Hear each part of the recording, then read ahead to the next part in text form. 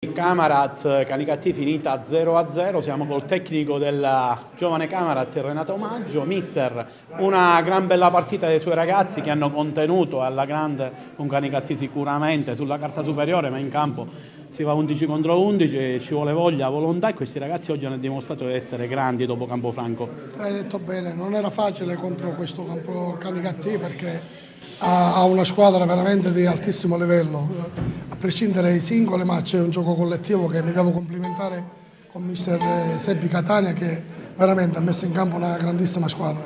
Io mi posso complimentare con i miei ragazzi perché disputare queste gare dove ci sono quasi 90 minuti di sofferenza e fino alla fine hanno lottato come gladiatori, a me non può fare altro che riempirmi di gioia.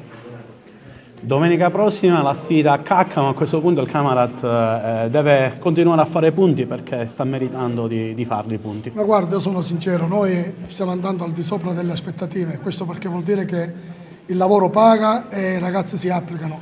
Non voglio essere modesto, ma sinceramente mi mancano 2-3 punti perché i ragazzi li meritavano tutti. E oggi con 14 punti in classifica, 2 giornate, alla fine del giorno andata era il nostro obiettivo. In ogni caso siamo ben pochi che facciamo calcio a questo livello. Mirko Demiere, portiere del Camarat. Mirko, un po' di lavoro oggi per te c'è stato, comunque alla fine è finita bene 0-0 contro il Forte Canicattì.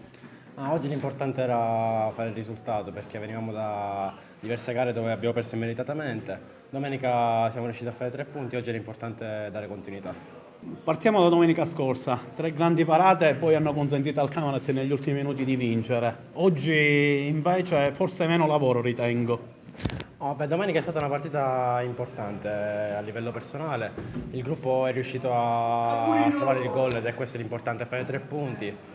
Oggi sì, un po' meno lavoro da parte mia, ma l'importante è continuare a non prendere gol perché ritengo che sia la cosa fondamentale del calcio. Se poi il gol si trova è perfetto, però va bene così.